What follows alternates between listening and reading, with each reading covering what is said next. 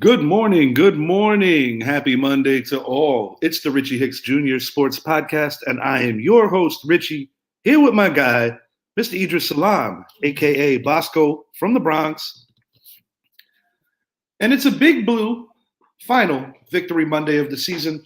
We will not be seeing our New York Giants play next week, but ending the season on a high note against a hated division rival is never a bad thing. Giants don't really get all that hurt in draft position after winning the ball game. And I must say, Idris,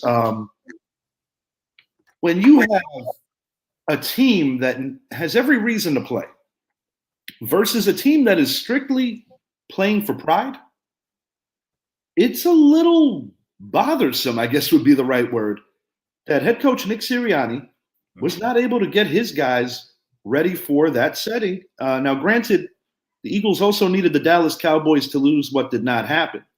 Right. I think a bigger issue moving forward for a team like a Philadelphia is that they are in no way, shape, or form in playoff shape right now. And, you know, a trip to Tampa on the horizon.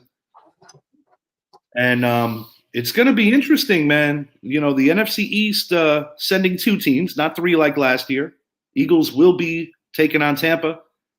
Cowboys will be hosting the Green Bay Packers, who came on strong after that heartbreaking loss to the Giants on Monday Night Football earlier. So many storylines. Matt Stafford's going to be making a trip to Detroit, where he started against the guy he was traded for. You know, stories galore. We're going to start it in the NFC East. Giants layeth the smackdown on division rival Eagles 27-10. Jalen Hurts and A.J. Brown were both dinged up. A.J. looks a little more serious. Hopefully it is nothing that'll keep him out. Eagles started pulling starters after the Giants were in command, and the Eagles have now lost 5 of their last 6 games. Eagles head to Tampa for the wild card round. The Giants approach an offseason with many a tough decision. 2 decisions were made this morning. New York Giants fire offensive line coach Bobby Johnson, a move that I think the fan base was waiting on for quite some time. Sterling Shepard going out in a classy way, jumping Jeremy Shockey on the all-time Giants receptions list, more than likely the final game of his Giants career, possibly of his football career. So I think I speak for all Giant fans here that we salute you, Sterling, and thank you for always doing things the right way. You know, he overcame a lot of injuries. Great role model in the locker room, really showing the young guys the ropes, and never once ever complained. No. He just loved being a Giant, loved being a pro's pro. And as a fan, we love watching him do it, you know, and we wish him well on whatever his future endeavors are. I personally think he has a possible future in coaching. I think he's quite the influence in that locker room, and a guy that is very likable, you know. Your thoughts, Idris? Your thoughts? Yeah, I agree. Let me jump out and come back in because I'm echoing. Oh, there we go. We're good. Not a problem. I agree. He's a class act. I see him coaching because I saw his little interview where he said, you know, he doesn't really want to play for another team, and he entertained the idea of coaching. And I think with his mentality and his demeanor and everything, and how he gets along. I mean, I look at Antonio Pierce, you know, and there's a lot of other Giants that went into coaching that people don't know about. So Dan Campbell. He's done with Detroit. Yeah. So I could see him going into coaching. I mean, I could see him staying with the franchise. I mean, and building, because I saw how he said that Dable kept him a roster spot when he didn't have to. No, he did not. Some guys are kept on rosters to literally be an influence and to show young guys how to be a real professional. As the game goes, an announcement was made from the Giants brass that defensive coordinator Wink Martindale, as well as offensive coordinator Mike Kafka, will be retained. Good. It goes without saying they're looking for an offensive line coach and a special teams coach now. Yeah. But the Giants have some tough decisions to make. Saquon Barkley, once again, will be hitting the free agent market. He has already been quoted as saying He wants to be a Giant for life. Mhm. Xavier McKinney, now that it appears that Wink is coming back, Giants will once again run with a 3-4. So I do believe that X is a perfect candidate to get on the franchise tag, whereas I do believe a goal of the team, in addition to what they want to do in the draft, is to make sure that they can lock down Saquon Barkley for the final years of his prime. Because running backs at the age of 30, 29, a lot of them start to lose steam, and they show the wear and tear of all the miles they put on. They're kind of like automobiles in that regard. But the thing about that, at the start of the season, we said how the running back, they had the running back meeting where they felt like running back position was devalued. But Absolutely. We saw during the season how much a running back is needed. Look at Buffalo. When they decided to ball of this guy. We've seen in Dallas where they missed Zeke. Yeah, Zeke was definitely missed in Dallas. Dude, Zeke rushed for 642 yards this year as a backup. That's impressive. Yeah, and you take Saquon off the team, he had some bad games, we know. But if you take him off the team, we're worse than what we are. So we've seen how the running back, look at Detroit with Montgomery. You need that running game. Green Bay. I mean, Frisco, you need a running back.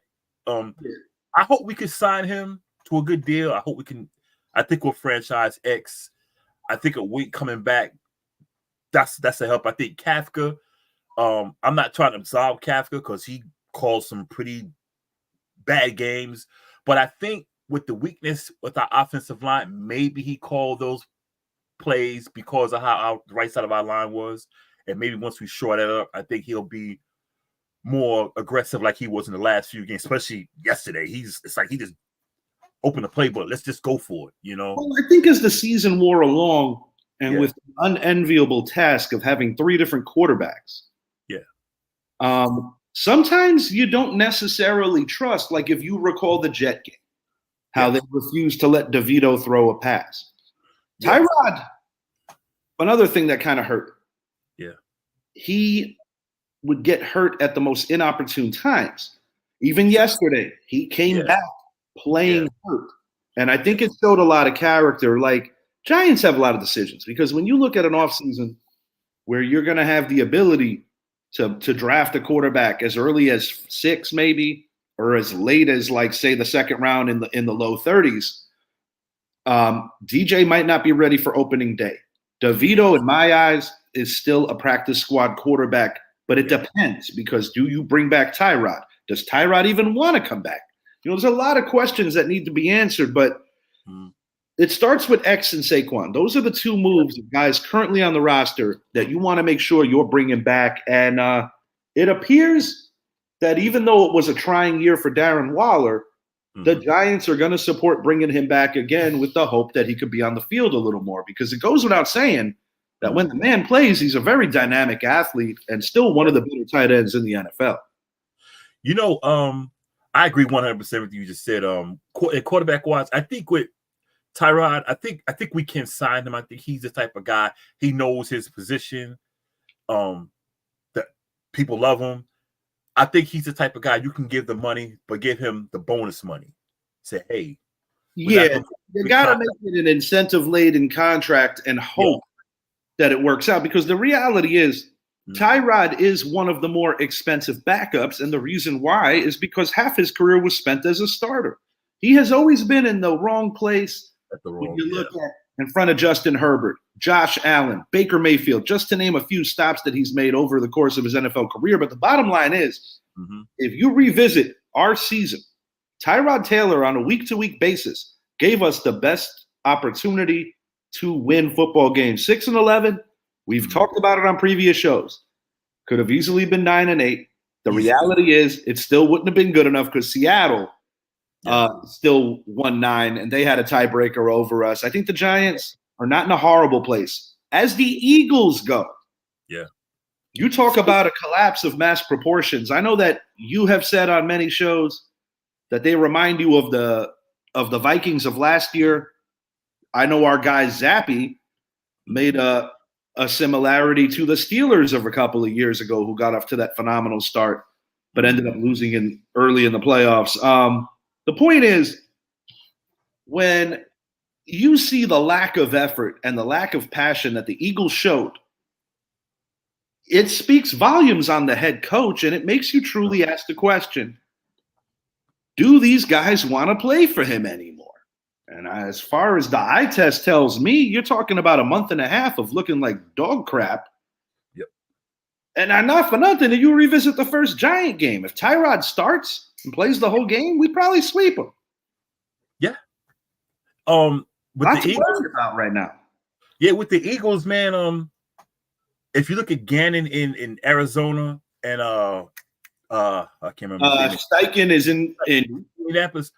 Look how they motivated those teams. And Arizona was without Kyler Murray for most of the season, but when he came back, that team was a whole different. Even when they had rocket scientist Josh Dobbs. Josh Dobbs. It's stuck in my head. They look pretty good, but with Kyler Murray, they looked a whole lot better. Look how they just at the end of the season, they started looking like, okay, these guys are ready to play.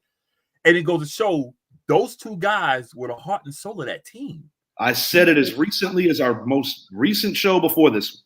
Mm-hmm. Nick Sirianni, in my opinion, has a cockiness and an arrogance that he has not earned, because at the end of the day, only one man has delivered that organization a Super Bowl, and his name's Doug Peterson.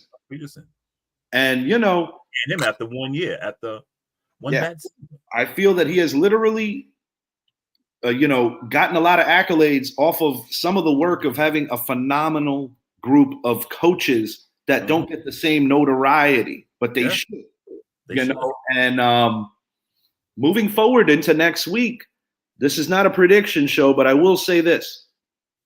In the NFC, when you look at two teams that sort of backed into the playoffs, I can't speak any louder about the Bucs and the Eagles, because on paper, this is a game the Eagles are supposed to figure out and supposed to win, and who knows, they might. Yeah. Tampa didn't exactly endear me with their 9-0 victory over the league's worst Carolina Panthers. New Orleans is playing better football down the stretch, but I will say this. Tampa has guys that could get behind the defense. Yeah. In Chris Godwin and Mike Evans, and that's going to be a point of emphasis for Todd Bowles' offense to try to beat them over the top. I think it goes without saying that they have to run the ball. They have to be able to run the ball to open it up for Baker. And you know the Tampa Bay is going to bring the defense anyway. Well, Tampa's better defense than Philly right now on the whole. I mean, Philly still has a good front seven, but right now it's just nothing is happening good for them, because it literally seems like you have a team full of malcontents.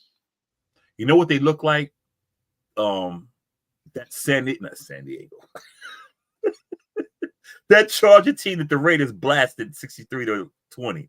Yeah. They look like it's like they're like and you know, this is a team that knock on them, but that's just the way, you know, the eye test what we see as fans, it looks like they just threw it in, just sent it in. Like, and this was a team that needed to show up. They did not, and this is the contrast of it. The other NFC East game. Dallas Cowboys came into Washington on a mission. They were not going to worry and wait to see if the Giants did them a favor. No. Dak Prescott, quite frankly, had all the time in the world to dissect that Commanders secondary. Yeah. Cowboys are now the number 2 seed, and they're going to be playing a team that over the course of recent history they have struggled against in the form of the Green Bay Packers. Now, granted, this is not Aaron Rodgers' show. Right. Jordan Love gets his first playoff opportunity in a big game setting in one of the largest, most beautiful stadiums in all of the United States. AT&T is a phenomenal place. Yeah, I hate the Cowboys, but that stadium's dope. That stadium's beautiful. And you know, this is the time of the year where you got to start playing your best football if you intend on doing something in the second season. Right. And right now, the Dallas Cowboys are showing that they are seizing an opportunity. The Eagles fell asleep at the wheel, and the Cowboys, I will give them some credit here. Yeah. They overcame some tough losses to the likes of the Miami Dolphins, Buffalo Bills. Yeah.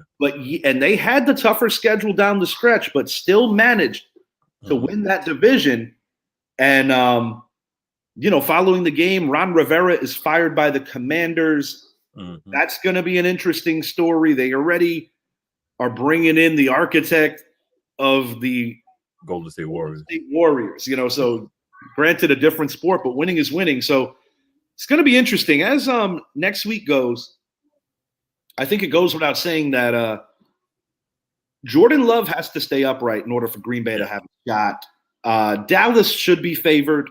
Dallas will be favored. And, to tip my hand a little, this is a game that Dallas should win.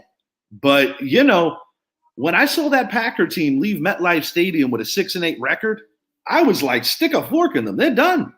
Yeah. They showed a lot of resolve coming back, and it's going to be interesting. There was a part of me that wanted to see the Rams lose to the Niners because that would have sent Green Bay to Detroit. Yeah. But Detroit don't have it no easy. They got to play the Rams. Wild card weekend is usually the most difficult to predict, and you get some of your most crazy outcomes in wild card weekend. That's for the Dallas game. Well, as for this game right here, the Dallas went out there and said, "Look, we're not here. We're not going to wait on the Giants." Absolutely not. They want to take care of their own business, and they did. And I'm going to say this: anybody that thinks the Eagles benched their starters because of the Dallas score did not watch.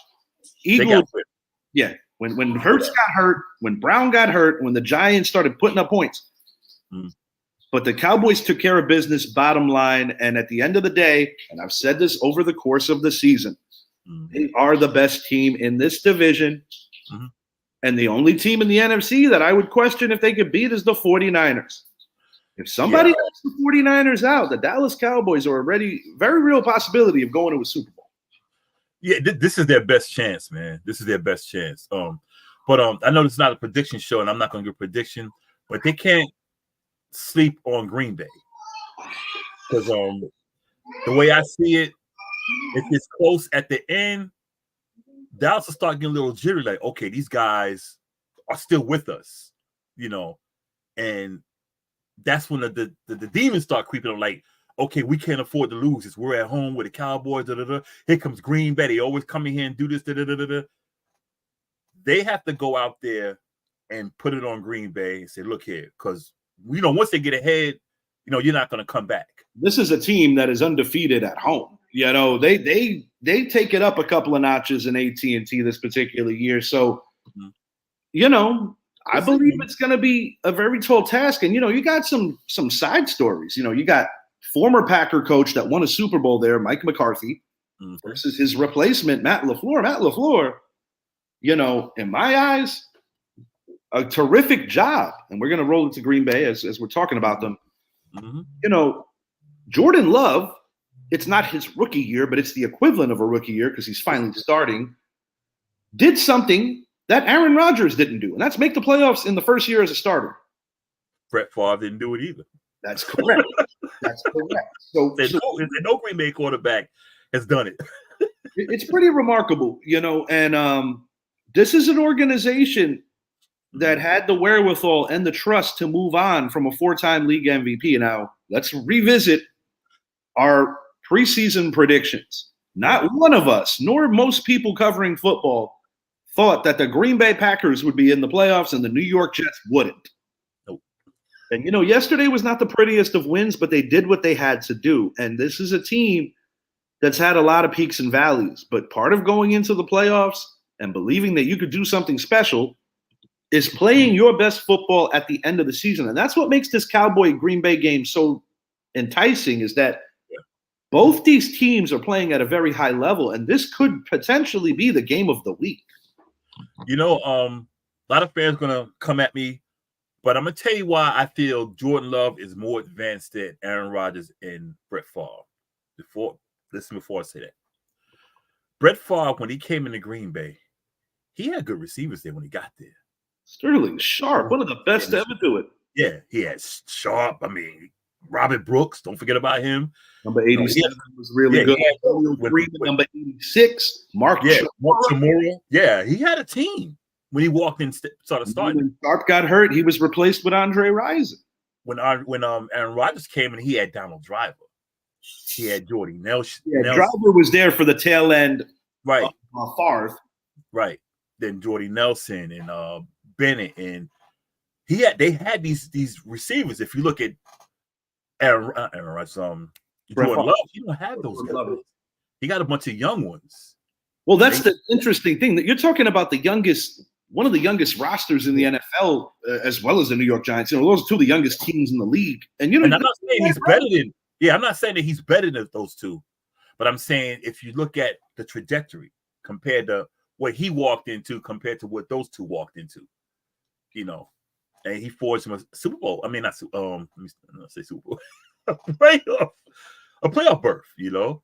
Well, the thing is like, now, granted, there's more opportunity to make the playoffs when you add an extra spot on the side. But the bottom line is that, you know, you show that kind of resolve to get off the mat. You know, he started off well. They had that month-long weird slump where it looked like him and LaFleur just were not on the same page. Yeah. And LaFleur, man, you're talking about Green Bay coaches. His winning percentage to start her career is with the likes of a Curly Lambeau and a Vince Lombardi. Yeah, I thought he was done. I thought this was it for him. Oh, so did I. I honestly did. And the Packers really surprised a lot of people, you know, just getting it together. Because even going into this final week, a lot of people picked the Bears. Bears have been playing well as of late, you know. So it's a quality win. Yeah. Keeping it in the North, the Detroit Lions, grit, toughness, and resolve to finish strong. Their hard work earns them the number 3 seed in the NFC playoffs. They will be hosting former Lion, former Super Bowl MVP Matthew Stafford. We all know the trade, Goff for Stafford. This also has the makings to be the potential game of the new week. Just so many storylines, you know, and what makes this matchup interesting is that you could potentially get a power running game because you got Kyron Williams out of Notre Dame who's doing his thing for the Rams. On the other side, you mentioned Montgomery. You also have Jahmyr Gibbs. Right. You have two very talented quarterbacks with some very talented receiving help. I honestly think that it's a kind of game that could really either be a defensive struggle or it could be a bona fide shootout, you know, and that's the interesting measure of this is that going in, you don't necessarily know. But what I do know is that both these quarterbacks, while they might not have something against each other as people, it's personal from the professional level. Because one organization said, you're not good enough. Yeah. But that guy is. Yeah. And that guy won us a Super Bowl, and you didn't. Yeah. Now that other guy that got forgotten about, Mr. Goff, has a chance now in Detroit. He has been part of the resurrection of an organization that has been on an NFL doormat for most of our lives. Most of our lives. Yeah, basically. It's funny because they both went to the Super Bowl with the same team. Now they're going to meet each other in Detroit. And to be fair, one guy went against Bill Belichick and the other guy didn't. To be fair. Yeah. One guy won against Tom Brady, the other one didn't. You know, to be fair. And and the good thing about, like you were saying, the good thing about both these teams, they are built for shootouts. You know, and they're built also to play defense. I think it's going to be a real good game. Both secondaries are leaky. Yeah. Both fronts have some serious star power in the form of Aiden Hutchinson or the future Hall of Famer on the other side, Aaron Donald. On the other side, yeah. That front line has to get it done. Amon St. Brown, and you got two very, very good coaches. One guy's been in it longer, but you know, Dan Campbell is like literally the quintessential players coach. So it truly could go either way. And it's going to be exciting. But you know what I liked about that? Shout out to the Detroit Lions. I love the helmets they wore yesterday.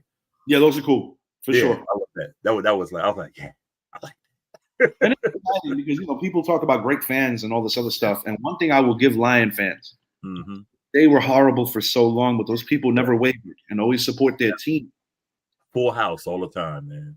And I'm going to keep it real. I can't say the same about this organization. The Tampa Bay Buccaneers win in not so impressive fashion, 9-0 against the terrible Carolina Panthers.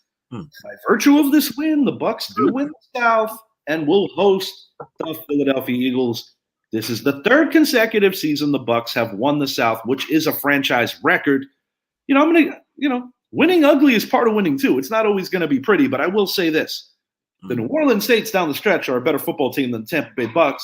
Yeah. But, you know, that's the way the cookie crumbles sometimes. I would have to say that this is the toughest game to pick because both teams, in my estimation, kind of backed into the playoffs. Neither one of them is impressing me right now, Tampa nor Philly.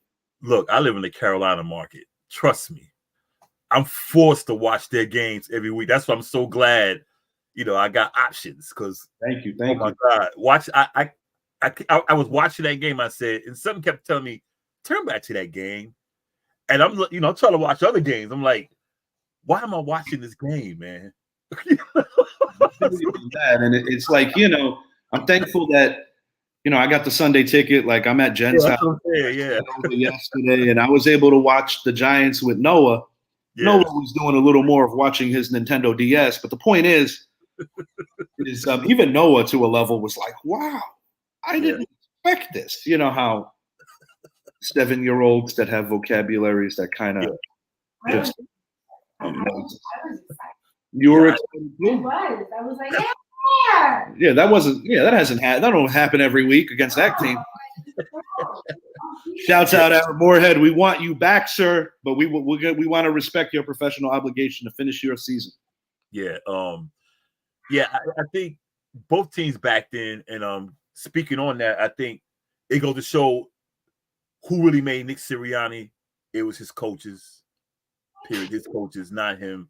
But back to this game, Tampa Bay got to do better next week. I know they played in Carolina, but and still, that's game. No matter how you slice it, that's still you're still supposed to go out there and rock this team. Ask the Jacksonville Jaguars yesterday. Nothing's easy. Yeah, you're supposed to rock that team. You're supposed to go out there and do what New Orleans did to Atlanta. You're supposed to rock that team. Yeah, and that's the hard part for a New Orleans fan today. They're like, damn, we are so hot right now, and we don't got a game next week. We put it to the Falcons, but we don't play next week. And I'm flipping it there, just to kind of let the people know they put up 48 on that team. This is a team that it's unfortunate because Derek Carr is playing out of his mind right now. But, sometimes when you lose certain games earlier in the year, they do bite you. And this is a clear, concise example of that. Yeah. It's sad because they were playing good. And I saw where Jameis Winston talked about how they went for 7, at the end of the game, and they didn't let the coach know that they said, look, this is a team decision. We're going for 7. We're going for the touchdown. Dennis Allen didn't know. So him and what's his name got into it after the game. But it's a shame because these guys come, the stretch, they balled out. New Orleans I'll be honest, this is a team that I believe, like I said, is better than the Buccaneers, but sometimes it doesn't always work out that way. Every year you get at least one team that's looking right that somehow misses it. Last year, a lot of people that felt the Packers would have been a great threat to the Eagles, but they didn't take care of business in the final week. Yeah. The NFC West, Seahawks won. They did what they had to do, but they didn't get the help they needed. Mm-hmm. And the Rams backups beat the 49ers backup. Yeah. Shout out Ryan Shedd coming off the couch, getting his W. But he looked good though. It's funny because I know he's with the second stringers, but he looked pretty good.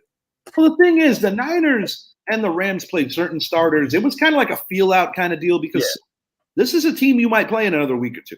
Yeah. This reminds me eerily similar to last year when the Giants and Eagles played and everybody was benching guys. Yeah. Because you don't want to get guys hurt. Yeah. Now, the value to the Rams winning this game late is that they avoided the 7 seed going to Dallas. Yeah. Instead, they go to Detroit, which is a much more favorable matchup. Green Bay was rooting for the Niners here. But I've told people this numerous times. The familiarity between these two teams, I'm not going to sit here and tell you the Rams are a better team than the 49ers. I don't believe that. But you don't have to be a better team. You have to be a better team for 3 hours. That's it. And I do believe that the Rams do pose a threat to the Niners should they cross paths. That remains to be seen. But let's say hypothetically, Dallas beats the Packers and the Rams get the road dub. Rams will be going to Santa Clara as the lowest seed remaining, whereas the winner of Philly and Tampa will go to Dallas. So, it's going to be interesting. But I think I've said it in both conferences. If the Browns are a big threat to the Ravens. The Rams are a threat to the Niners.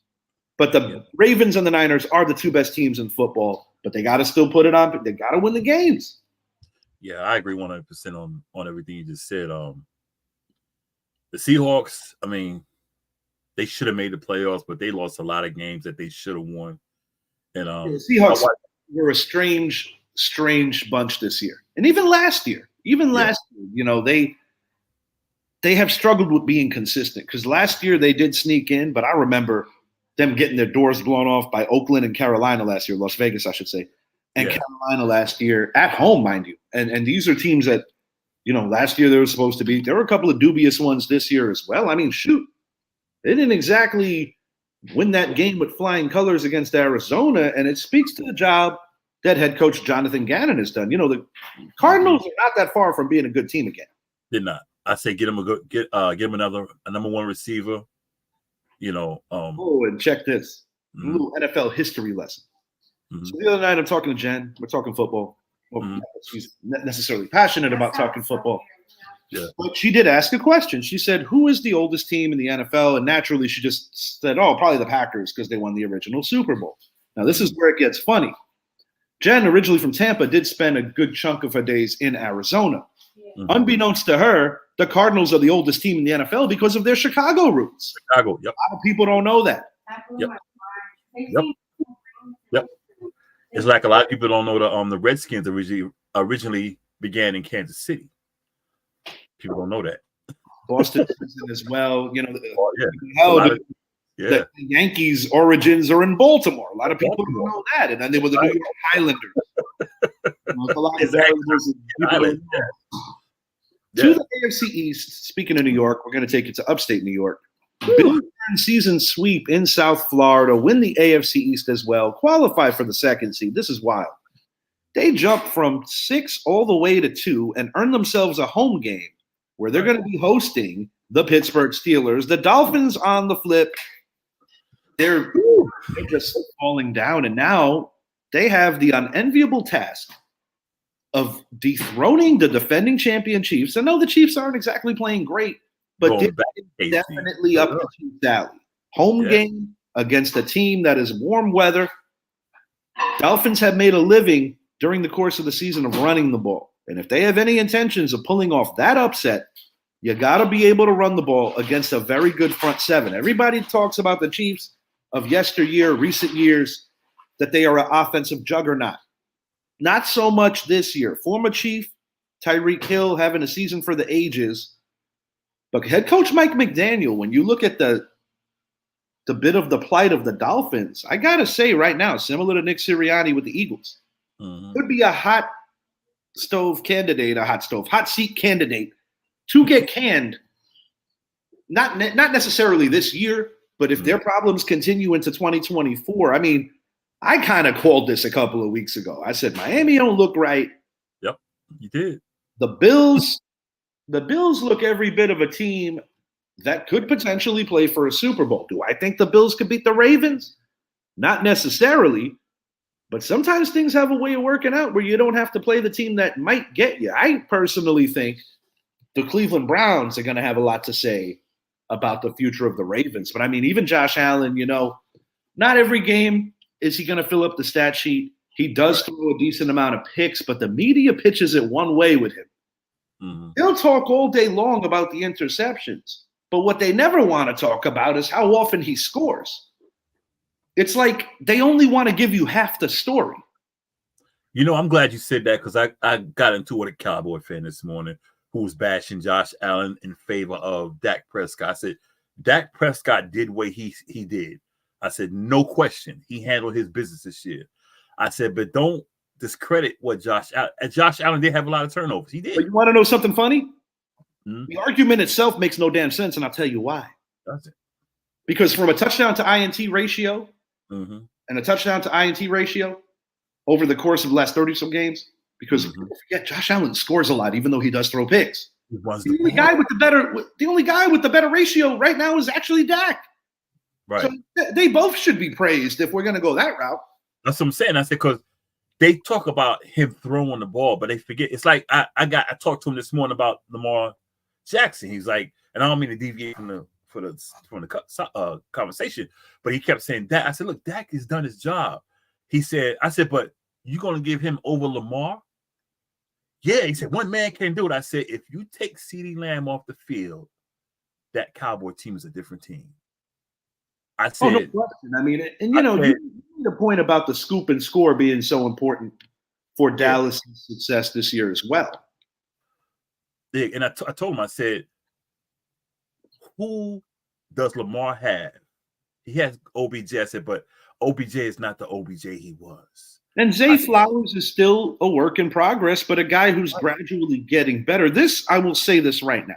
Mm-hmm. This is the best job Lamar Jackson has ever done in his career. OBJ was quoted as saying as recent as a week ago, no offense to his former Giants or Rams teammates, but this is the best team he has ever played on. Right. And I do think he's correct.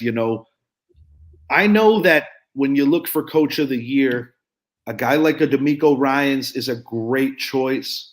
I also think a guy like a Kevin Stefanski is a great choice. 5 quarterbacks, man. Yeah, you're not going to win it if you're Harbaugh. But make no mistake, Jim Harbaugh has done a phenomenal job this year. Yeah. As for this game, the Dolphins they blew it. You were in the driver's seat and you just collapsed. Buffalo made a boo-boo before the half. Yeah. Oh man. And the coach even said you don't throw a pass. I lost another fantasy championship. 0 for 3 in the fantasy finals. I was projected to win. Jason Sanders, I had the Dolphin kicker, got me all of 2 points. Yeah. And this is one of those leagues where the winner gets all the bread. Not second place don't get you a damn thing other than a tough feeling. Second is as good as 12th. Watch out for the Mixed Masters of Kung Fu next year. The silver lining is I lost to a fellow Giants fan. That's the silver lining there. But no, Buffalo, Pittsburgh, looking ahead. Mm-hmm. Damn.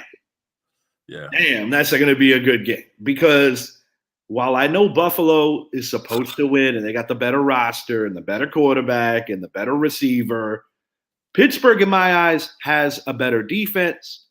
And no offense to Coach McDermott, but he ain't Mike Tomlin.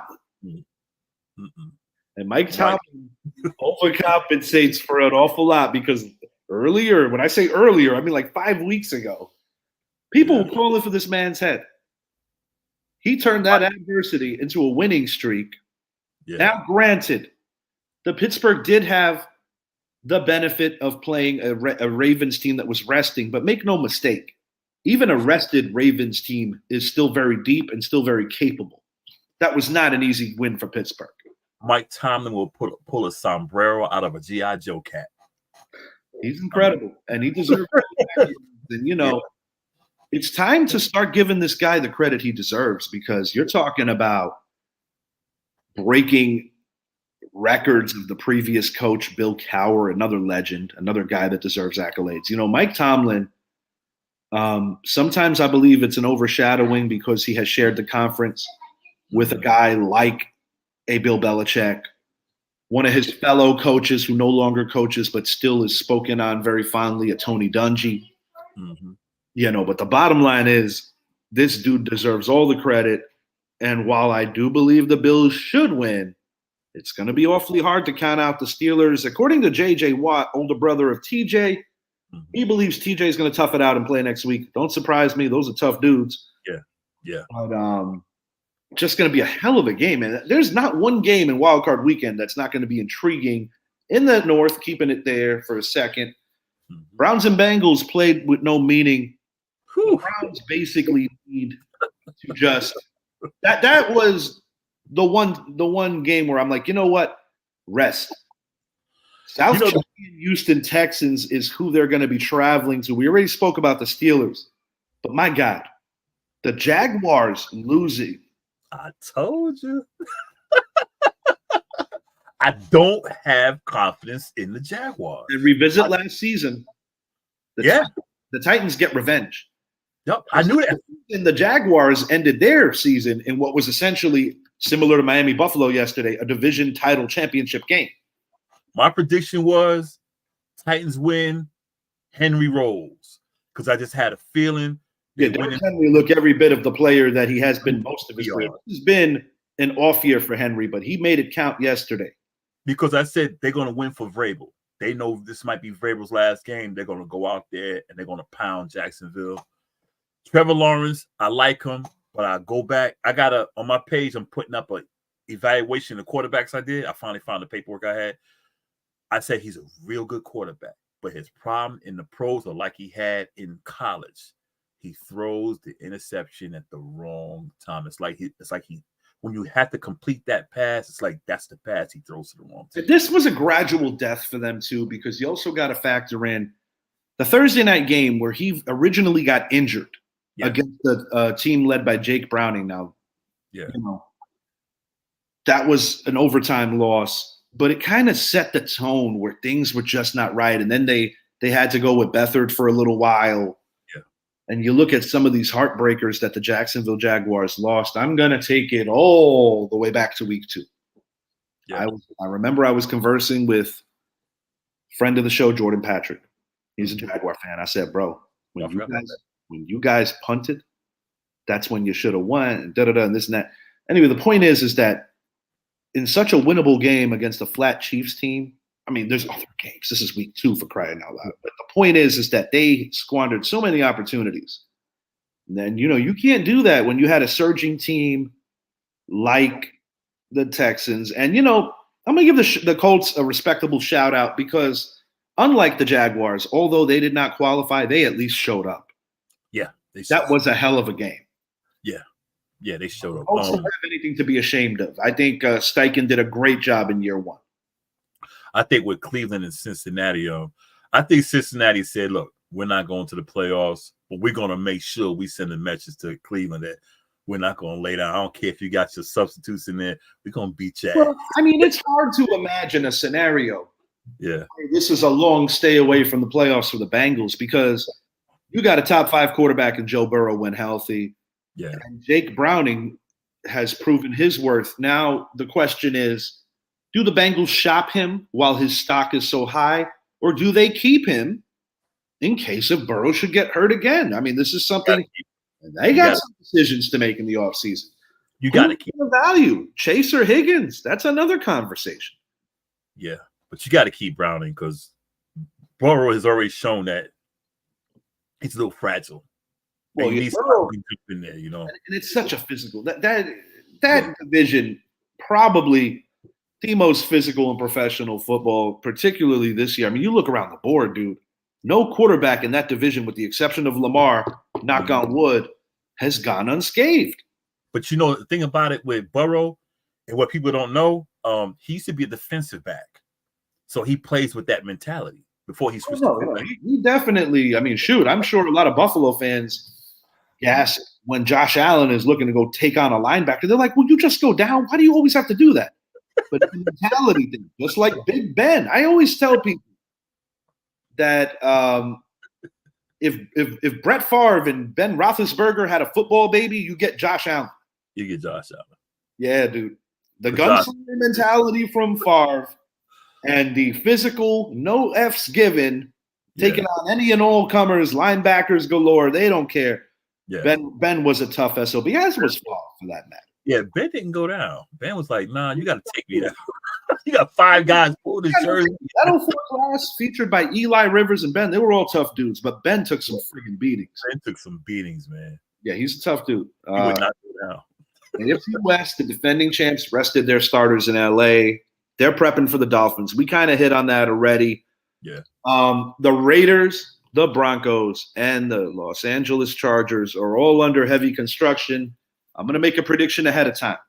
Mm-hmm. I think the Chargers will be welcoming Jim Harbaugh. It's no secret that the Broncos want to move on from Russell Wilson. Where will Russ go? I might be off base when I say this, but sometimes if it ain't broke, don't fix it. And I have a feeling he might go right back to where he started, Seattle. I think the same thing.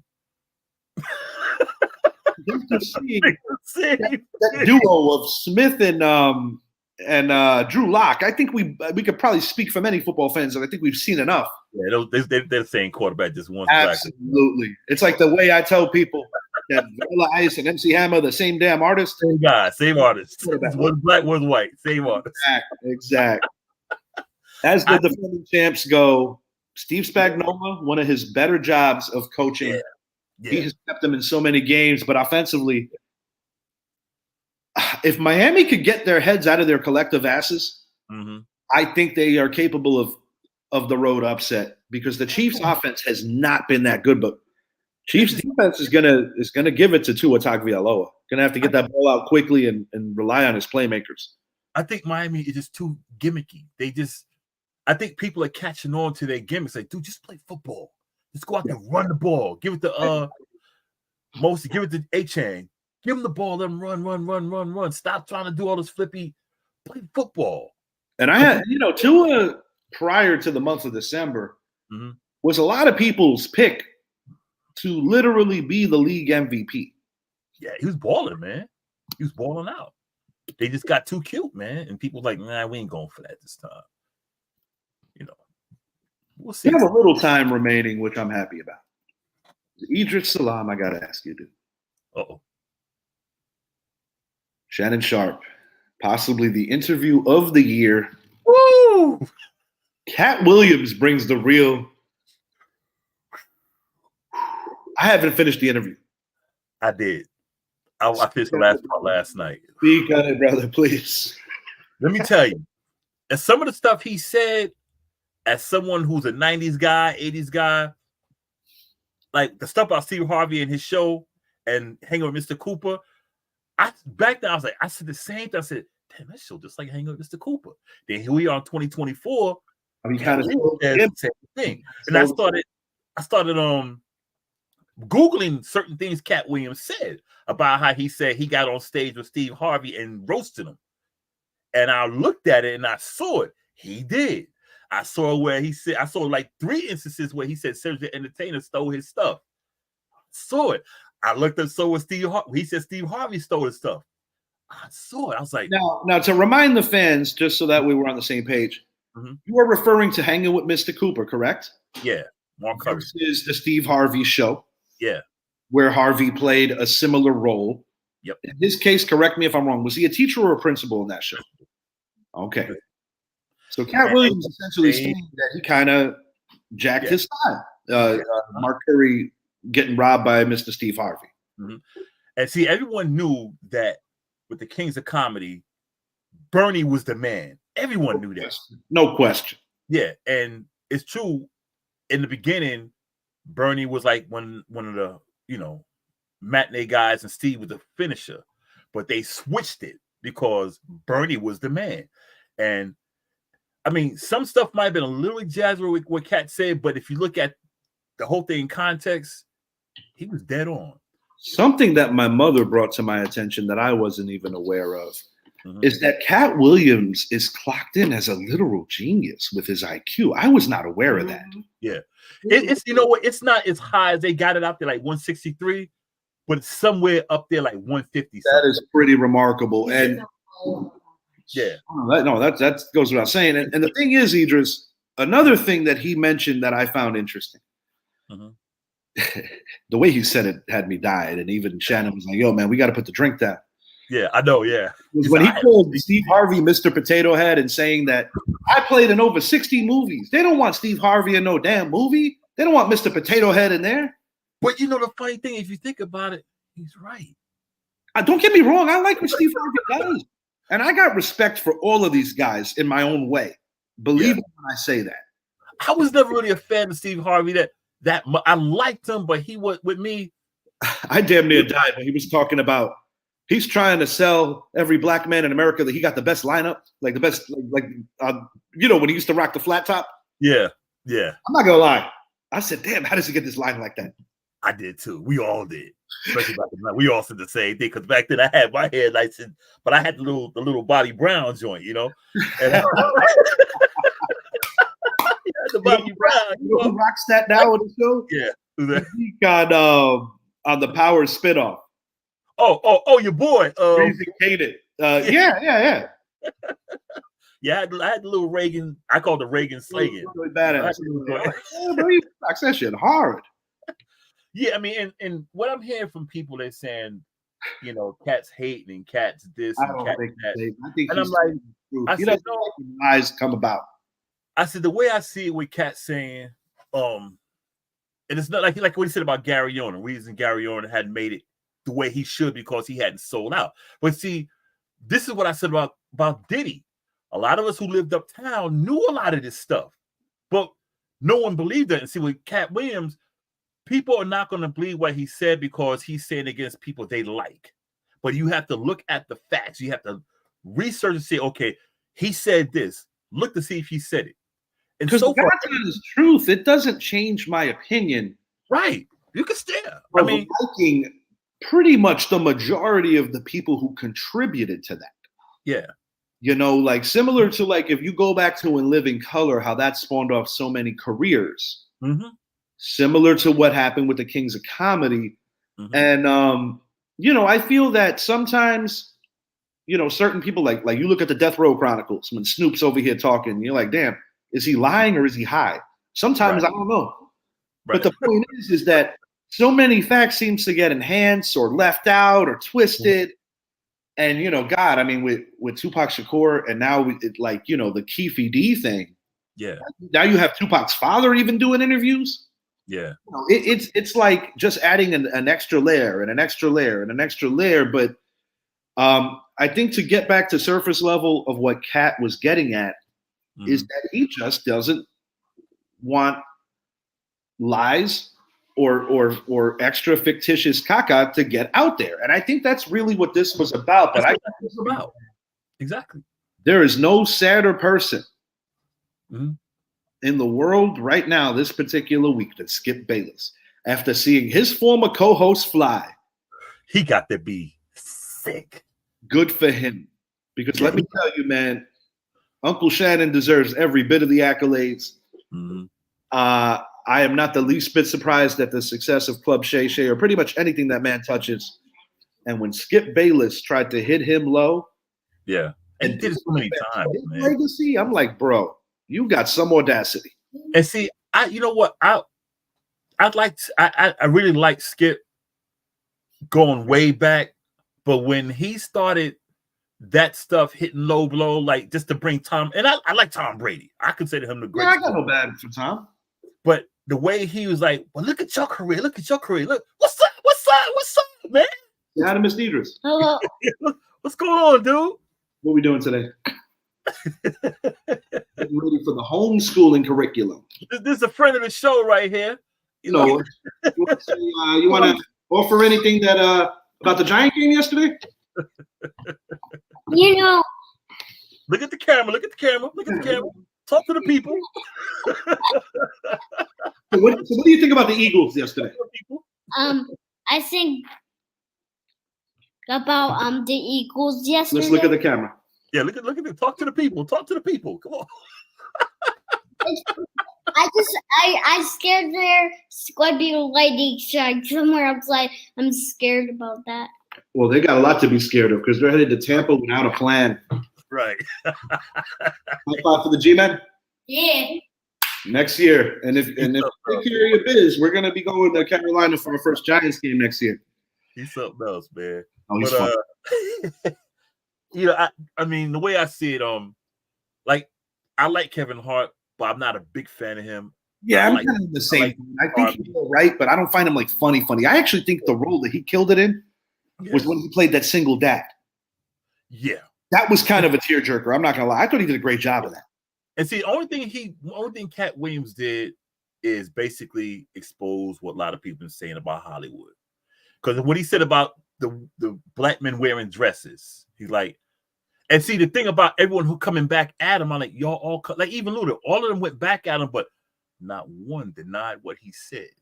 Well, that's the whole thing. Like you can get aggravated, agitated, levitated, but the bottom line is that if you can't disprove or tell this guy that he's full of crap, then clearly you're just not ready for the truth. And speaking of the truth, before we get out of here, did I have to ask you your thoughts on this? Mm-hmm. Do you think this is worth thinking about, or is there just keep moving along? Jimmy Kimmel versus Aaron Rodgers. There could be some repercussions heading Rodgers' way, potentially hearing that he might not be on the Pat McAfee show anymore, a place that he has made weekly appearances for the better part of the last 3-4 years. I think there's something to it because it sounded like Pat McAfee didn't like it too much himself. Yeah, Pat McAfee wasn't too pleased. And you know what it is? It's like, I know that for a minute there has been some static between Jimmy Kimmel and Aaron Rodgers, but this is what I'm gonna try to keep it simple until we know more facts. Aaron Rodgers needs to get an off-season hobby because it seems like ever since he got injured, and I got to give Jimmy some respect, he clapped back at him on the show. Oh, that's what Jimmy does. Yeah. He wasn't having that. He wasn't going to get bullied by NFL superstar, but yeah, I'm like, like Rodgers always has such an opinion about everything. Like even with, I'm tired of the Giants getting the headlines. I'm like, well, you clowns haven't won nothing since era in Vietnam. Get out of here. Don't help us look good by looking bad. There's a reason they call you guys little brother. There's a reason they call you guys the tenants. Right. You can't be known just for running out the American flag for the season. That was your highlight because you. That's the highlight right there. I mean, it's wild. I don't wish it on nobody. Yeah. And I'll tell you, I was disappointed because after his man Cobb was taking liberties on McCain of the Giants, yeah, I was looking forward to Aaron Rodgers facing that Giants defense, and I know Jahad Ward was going to be trying to get at him. Yeah. Both New York teams, in my opinion, are in a decent place. Mm-hmm. And I got to ask you, because, we're going to be covering a lot more basketball as football winds down. But in the early going of the R.J. Barrett trade, what are your thoughts? I like it. I feel good about this. I feel good about it. I mean, I wanted to keep Quickly, but Quickly was talking a lot of money. Like, dude, you're good, but you ain't all that. I will say this. Yeah. From the eye test, it seems like the New York Knicks are just working better as a unit since making this move. I love what they did in Philly recently. Yeah. And what I like is that the big men are looking a little bigger, a little stronger. Yeah. Feeling comfortable moving on from Taj Gibson. He was kind of brought in as a desperation move with Mitch Robinson being hurt. Yeah. But the Knicks right now, I got to say, fourth place, they're man. kind of giving me that feeling of when you had those bruisers like the Oakleys and the Masons. Yeah, I like what we got. And a lot of people want Tibbs gone, but I like what we're getting because we're getting tougher, and it's making Randall play better. Cause remember, Randall's like off it hot and cold and had this little I don't care attitude. They're buying it in right now. Yeah, they're buying in. You can ask for from any team. They're buying in. Yeah, they're buying in, and I like what I see. We're fourth right now. We don't have a bunch of superstars. That's the great thing. We don't have a bunch of superstars like Phoenix has and like the Lakers have and like all these other teams have these mega stars, these big threes. Well, look at what the Raptors did a few years back. Mm-hmm. Look at what the Nuggets just accomplished. You don't necessarily need to have a superstar at every position to get maximum results. Look at the Bad Boys revisited, the 2.0 Bad Boys of 04. Yeah, exactly. Laker team that had 4 Hall of Famers in the lineup. Karl Malone, Gary Payton, Shaq, the late, great Kobe. You just got to have guys who want to play together. Absolutely. Each other's skills, so you need. That's Well, what we got. Get out of here. First and foremost, want to say thanks for watching, everyone. And give you a heads up, we have the AFC and NFC wildcard shows. We are splitting those up into 2 shows. Announcements to come. NFL playoffs are here. NBA starting to heat up. You're going to be getting a lot more from us. Pitchers and catchers, guys, not that far away. They are reporting in February. Pitchers and catchers soon to return. And we're going to be keeping you in the know of more moves going on in the head coaching realm. I do want to ask you this. We got about a minute, and we can expand on this later. Bill Belichick, was that his final game as the Patriot head coach? I think so. Is he retiring, or is he going to get a new home? I think he's moving on. I think he's going to get another spot. How does DC sound? DC sounds good. DC sounds the most logical, if you ask me. Him and Eric Bieniemy. Mm-hmm. And I said this on a previous show. New England, it's not about getting rid of him because of the coaching. They don't want him to be the GM anymore. Right. And I'm going to call this too. I think New England is going to promote Bill O'Brien to GM and coach, similar to the title he held with the Houston Texans. Yeah, I think, in fact, in Washington, I would make Bill the GM and make Bieniemy the coach. I have a feeling that could happen as well, but time will tell how this plays out. We got 10 seconds left. For Idris, I'm Richie. Please make it a point, like and subscribe to the channel, Richie X Jr. Sports Podcast. We are out.